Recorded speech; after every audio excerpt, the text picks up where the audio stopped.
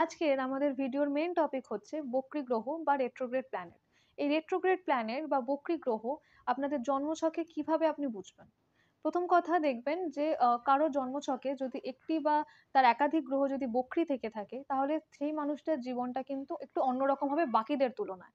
কেননা এই বক্রী গ্রহ অনেক কিছু ইন্ডিকেট করে। আমাদের পাস্ট লাইফকে ইন্ডিকেট করে, আমাদের পাস্ট লাইফের কিছু অসমাপ্ত কাজ আছে যেগুলো আমরা এই লাইফেও, এই জন্মেও হচ্ছে আমরা সেটাকে টেনে নিয়ে এসেছি। এই জিনিসটা হচ্ছে আমাদের বক্রী গ্রহ ইন্ডিকেট করে থাকে। রেট্রোগ্রেড প্ল্যানেট বলতে আমরা কখনোই এটা বুঝবো না যে কোনো গ্রহ হচ্ছে পিছন দিকে ঘুরছে। এটা কখনোই পসিবল নয়। গ্রহ হচ্ছে তার গতিটা তার স্লো হয়ে যাচ্ছে পৃথিবীর তুলনায়। তো সেজন্যই সেই গ্রহটাকে আমরা বক্রী গ্রহ দেখি। এবার কোনো মানুষ যদি সেই সময়ে যদি জন্মায়, তাহলে তখন তার জন্মছকে সেই গ্রহটা বক্রী হিসেবে দেখা যায়। যেমন ধরুন এখন হচ্ছে বর্তমানে শনি বক্রী। তো এই সময় যদি কোনো শিশু যদি জন্মগ্রহণ করে, তাহলে তার চার্টে কিন্তু শনি বক্রী থাকবে। এবার এই জায়গাটা আমাদের ক্লিয়ার রাখতে হবে যে কিভাবে একটা চার্টে কোনো গ্রহ বক্রী হচ্ছে।